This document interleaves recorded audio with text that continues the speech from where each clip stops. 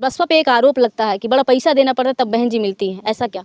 मैं आपके सामने उदाहरण हूँ, आप मेरा उदाहरण किसी के सामने कोट कर सकते हैं। बिना किसी पैसे से मैं बहन जी से मिली हूँ और बिना एक भी रुपया दिए मेरा टिकट हुआ है। और तमाम बातें जो उल्टी सीधी नैरेटिव सेट किया गया है बहन जी के खिलाफ, उन सारे नैरेटिव का मैं मुंह तोड़ जवाब हूँ। कुछ पार्टियां तो दावा भी कर रही हैं अभी से कि 400 पार। आप अपने आप को या बसपा को 2024 के चुनाव में कहाँ देख रही हैं? तो बहुजन समाज पार्टी का जब जब कार्यकाल रहा है, गुंडे मवालियों से लेकर के जनता के विकास से लेकर के हर एक जगह पे बहुजन समाज पार्टी ने अपना परचम लहराया है। जैसे होता है ना, नई नई दुल्हन जब घर में आती है तो वो चूड़ी ज्यादा खनकाती है और काम कम करती है, पायल ज्यादा खनकती है, काम कम होता है। वैसा ही हाल सरकारों का भी है। जमानत बच पाएगी बसपा की? निश्चित रूप से बचेगी। और जमानत क्यों है, देश की जो है तीसरे नंबर की सबसे बड़ी पार्टी है, ये विचारधारा आधारित पार्टी है, कैडर आधारित पार्टी है। अगर एक विधायक आया है तो उसका ये मतलब नहीं है कि पार्टी कहीं कमजोर है। कैडर हमारा मजबूत है, वोटर हमारा मजबूत है और पूरे दमखम के साथ में 2024 के इलेक्शन में बसपा मैदान में है।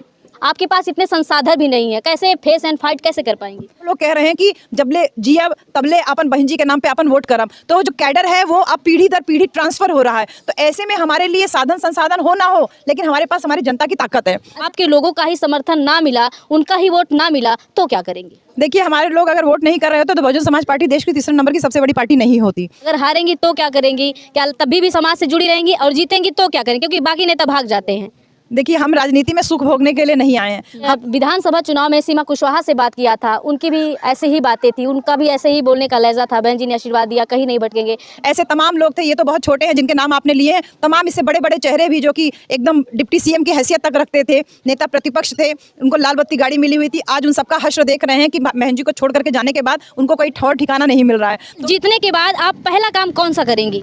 स्वागत है दीदी हमारे चैनल पे आपका। बहुत बहुत धन्यवाद। सबको जय भीम नमो बुद्धाय। सामाजिक कार्यकर्ता के रूप में आपको लोग जानते थे और आप अक्सर आपके सोशल मीडिया से हम भी जुड़े हैं, देखते थे कि आप रात रात में लोगों को कैडर देती थी। अपने जॉब के अलावा सामाजिक कार्य में भी काफी हिस्सा लेती। अचानक राजनीति में कैसे? अचानक राजनीति में कैसे, ये तो कोई प्रश्न नहीं है, लेकिन फिर भी मैं इतना ज़रूर कहूँगी कि हम लोग जो कि लगातार सामाजिक कार्य कर रहे थे, तो राजनीति जो होती है वो समाज सेवा का एक माध्यम होती है, जिसमें आपके पास बहुत बड़ा स्पेक्ट्रम होता है, बहुत बड़ा आपके पास एरिया होता है और बहुत सारे साधन संसाधन होते हैं जिसके द्वारा आप लोगों से डायरेक्ट कनेक्ट कर सकते हो, जो कि आप सामाजिक कार्यकर्ता रहते हुए भी कर सकते हैं, लेकिन प्लेटफॉर्म थोड़ा बड़ा हो जाता है। तो राजनीति में आने का वैसे तो कोई उद्देश्य नहीं था, लेकिन माननीय बहन जी से मुलाकात हुई और उनके आदेश का ये अनुपालन है कि मुझे लोकसभा भेजने का उनका प्लान हुआ और उन्होंने मुझे प्रत्याशी बनाया। तो शुक्रिया अदा करती हूँ कि जो कार्य सामाजिक रूप से हम कर रहे थे उसको अब हम राजनीतिक रूप से भी कर सकते हैं, अच्छी तरीके से कर सकते हैं, बेहतर तरीके से कर सकते हैं, ईमानदारी के साथ कर सकते हैं। और आपके चैनल के माध्यम से उन तमाम सामाजिक कार्यकर्ताओं को ये संदेश भी है कि धरातल से अगर आप ईमानदारी से कार्य करते रहेंगे बिना किसी निजी स्वार्थ के, तो एक ना एक दिन उसको रिकॉग्निशन जरूर मिलेगी और उसको एक ना एक दिन इतना बड़ा प्लेटफॉर्म जरूर मिलेगा। अच्छा, आप बसपा से हैं और बसपा पे एक आरोप लगता है कि बड़ा पैसा देना पड़ता है तब बहन जी मिलती हैं, ऐसा क्या? मैं आपके सामने उदाहरण हूँ, आप मेरा उदाहरण किसी के सामने कोट कर सकते हैं। बिना किसी पैसे से मैं बहन जी से मिली हूँ और बिना एक भी रुपया दिए मेरा टिकट हुआ है। तो एक प्रत्यक्ष उदाहरण, वो भी मैं अच्छी पोस्ट पे हूँ, बीएचयू में प्रोफेसर हूँ अंग्रेजी विभाग में। तो अगर मैं दावे के साथ कह रही हूँ तो ये मान के चलिए कि मेरे दावे में सच्चाई है और धरातल से जुड़े हुए उन तमाम लोगों के मन में जो भ्रम है बसपा को लेकर के और तमाम बातें जो उल्टी सीधी नैरेटिव सेट किया गया है बहन जी के खिलाफ, उन सारे नैरेटिव का मैं मुंह तोड़ जवाब हूँ कि धरातल पे कार्य करने वाले लोगों को बहन जी न केवल रिकॉग्नाइज कर रही हैं बल्कि मिशन मूवमेंट से जोड़ने का भी प्रयास कर रही हैं। बस यही है कि आपके कार्य में ईमानदारी होनी चाहिए। ये नहीं कि कुछ समय कार्य करने के बाद आप पॉलिटिकल मोटो लेके चल रहे हैं लेकिन कह भी नहीं रहे हैं खुल करके, और फिर एन चुनाव से पहले आप पार्टी दर पार्टी के जो है दर दर ठोकरे खा रहे हैं, उनके दरवाजे खटखटा रहे हैं। अच्छा, आप तो वैसे पूरे देश में काम करती हैं, लोग जानते भी हैं। आज ये लालगंज लोकसभा ही क्यों चुना? लालगंज लोकसभा ही क्यों चुना, ये जवाब तो मैं नहीं दे पाऊंगी, लेकिन हाँ इतना जरूर कहूंगी क्योंकि पूर्वांचल में हम सब जगह कार्य कर रहे थे तो मेरे लिए सभी सीटें एक बराबर थी, लेकिन माननीय बहन जी का जो आदेश हुआ उस आदेश के अनुपालन में मैं लालगंज लोकसभा से आप सबके सामने हूँ। अच्छा, जैसा कि सारी पार्टियां हैं और कुछ पार्टियां तो दावा भी कर रही हैं अभी से कि 400 पार। आप अपने आप को या बसपा को 2024 के चुनाव में कहाँ देख रही हैं? हमारी पार्टी बहुत दमखम से ये चुनाव लड़ेगी और ये मान के चलिए कि जो लोग दावे कर रहे हैं इतना पार उतना पार, उनकी नैया ही पार लग जाए तो ही बड़ी बात है। क्योंकि ये झूठ केवल अभी का नहीं है, झूठ 2014 से फैलाया जा रहा है। तो मैं आपके चैनल के माध्यम से उन सारे झूठ का पर्दाफाश भी करूंगी कि जब ये कहते हैं कि बहन जी ने पहले ही बोल दिया था, नारा दिया था सर्वजन हिताय सर्वजन सुखाय, तो जो नई सरकार बनी उसने कौन सा नया काम कर दिया? सर्वजन की बात बहन जी ने किया, भारतीय संविधान को अपना एजेंडा रखा, अपना जो पॉलिटिकल मैनिफेस्टो जिसको बोलते हैं वो रखा। तो अब भारत के संविधान में सर्व समाज की बात हो रही है, सर्वजन की बात हो रही है, सबके हित की बात हो रही है। तो ऐसा कौन सा नया काम जो सरकारें करने की कोशिश कर रही है, जो नारे दे रही हैं? तो कहीं ना कहीं उनके मन में भेद है, इसीलिए वो केवल नारे के माध्यम से उसको करने का प्रयास कर रही है। जबकि अगर आप देखिए तो बहुजन समाज पार्टी का जब जब कार्यकाल रहा है, गुंडे मवालियों से लेकर के जनता के विकास से लेकर के हर एक जगह पे बहुजन समाज पार्टी ने अपना परचम लहराया है। गुंडे मवाली शहर छोड़ करके गए, प्रदेश छोड़ के गए, या तो अंडरग्राउंड हो गए, और न्याय कानून व्यवस्था बहुत सुचारू रूप से चली। इसके साथ साथ शिक्षा के ऊपर जितना बहुजन समाज पार्टी ने कार्य किया, मुझे नहीं लगता है कि पूरे देश में इतने दमखम से किसी और पार्टी ने काम किया होगा। अच्छा, मुद्दा तो बहुत सारा है, बेरोजगारी है, महंगाई है, जैसा कि जब हम पब्लिक ओपिनियन करते हैं तमाम मुद्दे होते हैं। आप जो है ज़्यादातर सामाजिक मिशन मूवमेंट पे काम करती आई हैं, तो किस बेस पे आप किस मुद्दे को लेकर आई हैं मैदान में? देखिए, हमारा मुद्दा भारतीय संविधान है। हम फ्री में आपको कुछ नहीं दे सकते। अगर आपको कोई संविधान की बात तो सब कर रहे हैं ना जी, संविधान की बात नहीं कर रहे ना। भारत के संविधान में लिखा है कि भारत के प्रत्येक नागरिक को 14 साल तक के बच्चे हैं उनको निःशुल्क शिक्षा मिलनी चाहिए। भारत के प्रत्येक नागरिक को अन्न उपलब्ध हो, रोजगार उपलब्ध हो, आवास उपलब्ध हो। तो भारत के संविधान से उलट करके लोग काम कर रहे हैं और कह रहे हैं कि इनके बदले में वोट मुझे मिले। तो ये पहली बार राजनीति में ऐसा हो रहा है कि जो कार्य जो है जनता के लिए सामाजिक तौर पे किए जाते थे सभी सरकारों के द्वारा, उनके ऊपर राजनीति पहली बार की जा रही है। जबकि बहुजन समाज पार्टी हमेशा से भारतीय संविधान को अपना बेस बना के चल रही है, और इसीलिए उसने कभी भी इन एजेंडों के आधार पर कभी वोट नहीं मांगा। उसने सर्वजन के सम्मान की बात की, सर्वजन की शिक्षा की बात की, सर्वजन के रोजगार की बात की। तो जिस प्रकार से अगर आप पढ़े लिखे लोगों को राजनीति में लेकर के आओगे तो वो पढ़े लिखे लोगों के एजेंडे ही लेकर के आएगी, और साथ ही साथ जो शिक्षा के ऊपर है, रोजगार के ऊपर है, उनके ऊपर ध्यान देगी। लेकिन कुछ लोग ऐसे भी हैं जो लोग केवल प्रोपेगेंडा फैलाते हैं, लेकिन हकीकत में उनके पास करने के लिए कुछ नहीं रहता है। तो जैसे होता है ना, नई नई दुल्हन जब घर में आती है तो वो चूड़ी ज्यादा खनकाती है और काम कम करती है, पायल ज्यादा खनकती है, काम कम होता है। वैसा ही हाल सरकारों का भी है। अच्छा, जैसा कि आप करते आई हैं जो काम, वो एक तबके के लिए करते आई हैं, तो क्या लग रहा है कि आपने भी जिक्र भी किया सर्वजन हिताय सर्वजन सुखाय का जो नारा है बसपा का, क्या केवल दलितों का ही समर्थन मिल रहा है आपको या सर्वजन का? मुझे सर्वजन का नारा ही केवल वो नहीं है, मुझे सर्वजन का पूरा जो है सबका सपोर्ट मिल रहा है। हमारी मीटिंग्स में हर जाति हर बिरादरी के लोग आ रहे हैं, ब्राह्मण ठाकुर से लेकर के हर एक व्यक्ति जो एकदम निचले तबके से लेकर के जो इस व्यवस्था में उचले तबके तक माना जाता है, हर एक व्यक्ति सपोर्ट कर रहा है कि पढ़ा लिखा प्रत्याशी हमारे बीच में आना चाहिए। और मैडम, आपका स्वागत है, हम पूरे तरीके से आपको सहयोग करेंगे। मतलब सबका समर्थन मिल रहा है आपको? जी जी, मुझे पूरा। अच्छा, जिस तरीके से विधानसभा चुनाव में बसपा एक सीट पे सिमट के रह गई, और लोकसभा चुनाव है, ये बड़ा कहीं ना कहीं ये चुनाव है, तो क्या लग रहा है कि इसमें जमानत बच पाएगी बसपा की? निश्चित रूप से बचेगी। और जमानत क्यों है? देश की जो है तीसरे नंबर की सबसे बड़ी पार्टी है, ये विचारधारा आधारित पार्टी है, कैडर आधारित पार्टी है। अगर एक विधायक आया है तो उसका ये मतलब नहीं है कि पार्टी कहीं कमजोर है। कैडर हमारा मजबूत है, वोटर हमारा मजबूत है, और पूरे दमखम के साथ में 2024 के इलेक्शन में बसपा मैदान में है। अच्छा, बाकी जो विपक्षी लोग हैं उनके पास संसाधन है, आपके पास इतने संसाधन भी नहीं है, कैसे फेस एंड फाइट कैसे कर पाएंगे? देखिए, जब राजनीति की शुरुआत हुई थी तो लोगों के पास पैसे रुपया नहीं रहता था, इतना गाड़ी भी नहीं रहती थी। अगर हम बहन जी का जो है जीवन संघर्ष देखा, हमने अपने मान्यवर साहब का देखा, बाबा साहब का जीवन संघर्ष पढ़ा, इन सब का जीवन संघर्ष पढ़ने के बाद हमको एक चीज़, और बहन जी का तो जीवन संघर्ष हम लोग देख भी रहे हैं। तो जिस प्रकार से अपने जीवन को कुर्बान करके उन्होंने यहाँ तक ये मकाम हासिल किया है, आज राजनीति पे पैसा हावी है, तो इस पैसे के कल्चर को खत्म किया जाना चाहिए, ये बहुत आवश्यक है। राजनीति में पैसा व्यापारीकरण हुआ है, बाजारीकरण हुआ है।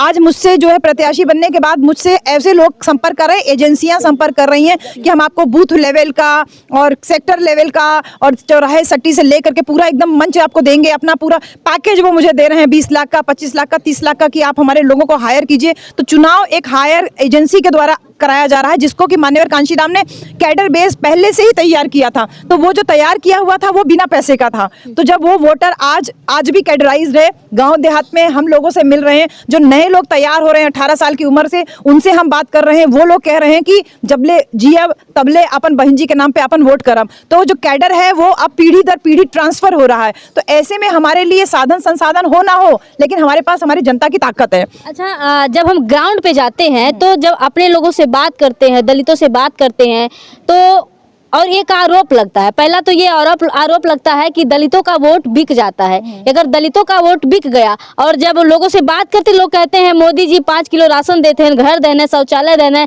सब कुछ तो देना, वोटवा तो नहीं जी। अगर आपके पास आपके लोगों का ही समर्थन ना मिला, उनका ही वोट ना मिला, तो क्या करेंगे? देखिए, हमारे लोग अगर वोट नहीं कर रहे हो तो बहुजन समाज पार्टी देश की तीसरे नंबर की सबसे बड़ी पार्टी नहीं होती।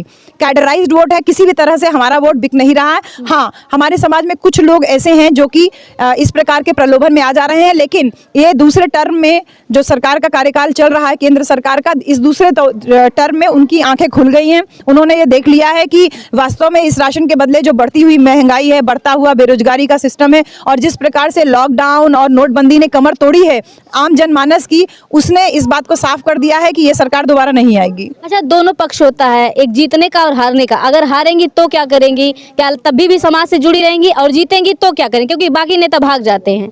देखिए, हम राजनीति में सुख भोगने के लिए नहीं आए हैं। हम मान्यवर साहब बाबा साहब को पढ़ने के बाद, बहन जी के संघर्ष को देखने के बाद इस क्षेत्र में पहुंचे हैं। तो हम पहले भी जनमानस से जुड़ करके कार्य कर रहे थे। पिछले 10 साल से मैं लगातार पूर्वांचल के गांव-गांव में कैडर दे रही थी। तो वो जो कार्य था वो तो हमारा चल ही रहा था। आज है, हो सकता है कि कल ना रहे, लेकिन हमारा ये कार्य जो है वो लगातार चलता रहेगा। एक बात मैं जरूर कहूंगी आजमगढ़ के लालगंज की जनता से और पूरे देश की जनता से, अगर ये लोकसभा मैं जीतती हूँ, लालगंज लोकसभा की ये सीट निकलती है, तो ये बहुजन समाज की एक बहुत बड़ी जीत होगी। ऐसे दौर में जब लोग जो है अपने जैसे मुखिया को छोड़ छोड़ के भाग रहे हैं अपने निजी स्वार्थ के लिए, ऐसे में जनता उन लोगों को, तमाम लोगों को सीख देगी, नसीहत देगी, जवाब देगी कि आप लोग अपने स्वार्थ से भाग सकते हो, लेकिन आम जनता अभी भी बहन जी के साथ में है। जब हमने विधानसभा चुनाव में सीमा कुशवाहा से बात किया था, उनकी भी ऐसे ही बातें थी, उनका भी ऐसे ही बोलने का लहजा था, बहन जी ने आशीर्वाद दिया, कहीं नहीं भटकेंगे, तमाम बातें जो है कर रही थी। लेकिन आज देख ही रही हैं आप। और वहीं यहाँ की जो सांसद है लालगंज की, संगीता आजाद जी, अभी कुछ ही दिन पहले उनका एक स्टेटमेंट आया था जिसमें वो बोल रही थी कि हम बसपा के कट्टर सिपाही हैं, हम कहीं नहीं जाने वाले, अलग विषय हम किसी नेता से मिल रहे हैं। तो आप क्या करेंगे? कहीं ऐसा तो नहीं आप भी फिर भटक जाएं? देखिए, जो लोग राजनीतिक जुमलों से प्रभावित थे उन लोगों ने अपनी राजनीतिक जो है दिखा दिया, राजनीति दिखा दिया।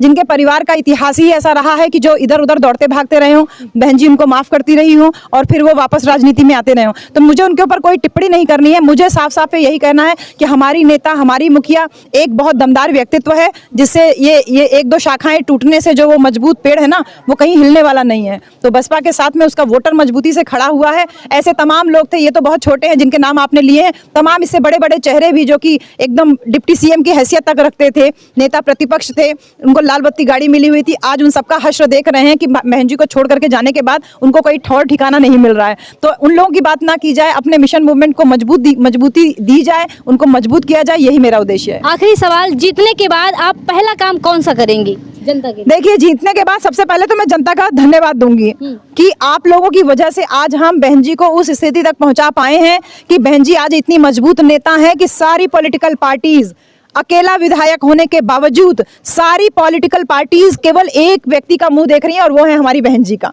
तो इतनी मजबूत व्यक्तित्व ने जो भरोसा मुझ पे जताया है वो आप सबके बदौलत है। जनता का धन्यवाद होगा। और जो बेसिक समस्याओं से मैं रूबरू हो रही हूँ गांव के बीच में जा करके, कि कई जगह जो है सड़क नहीं है, लोगों के पास आवास नहीं है, पानी पीने के लिए जो है सही साधन संसाधन नहीं उपलब्ध हैं, ये जो बेसिक जो मूलभूत चीज़ें हैं उस पर काम करेंगे और हमारा फोकस बेसिक जो रहेगा वो शिक्षा के ऊपर रहेगा। चलिए, आखिरी सवाल ये है कि आपका कोई घोषणा पत्र नहीं है, मैनिफेस्टो नहीं है, तो आप जनता से, लालगंज की जनता से क्या अपील करना चाहेंगे? लालगंज की जनता से यही अपील करूंगी कि जाति और धर्म से उठ करके कानून, न्याय, शिक्षा, रोजगार के ऊपर वोट दीजिए। जो आपको छलावा कर रहे हैं, जो आपको भुलावे में रख रहे हैं, जो आपको प्रलोभन दे रहे हैं, उससे ऊपर उठिए और ऐसा जो है, जो एक सुशासन जिसको कहते हैं, जो कि न्याय प्रिय था, भयमुक्त शासन था, लड़कियां भयमुक्त होकर के रात बिरात में अपने घरों से बाहर बाहर घूम सकती थी, पढ़ने लिखने के लिए जा सकती थी, रोजगार के लिए जा सकती थी। आज हमें खुद अपने घर से बाहर निकलने में डर लगता है। स्थिति को कंपेयर कर लीजिए और जनता से यही अपील करूंगी कि ऐसे व्यक्ति को वोट दीजिए जो कि न्यायप्रिय हो, पढ़ा लिखा हो और इस लालगंज की जनता का हमेशा साथ में रहे और कभी भी दर बदर मतलब अपना जो दर है वो दर बदर ना हो, यानी कि दर बदर ना भटके, इधर एक दर से दूसरी दर पे ना भटके। चलिए, बहुत बहुत शुक्रिया। तो आपने सुना, सभी विषयों पे लगभग हमने बात की। बाकी आप क्या सोचते हैं, आप क्या कहना चाहेंगे, अपनी प्रतिक्रिया कमेंट बॉक्स में लिखकर हमें जरूर बताएं। शुक्रिया।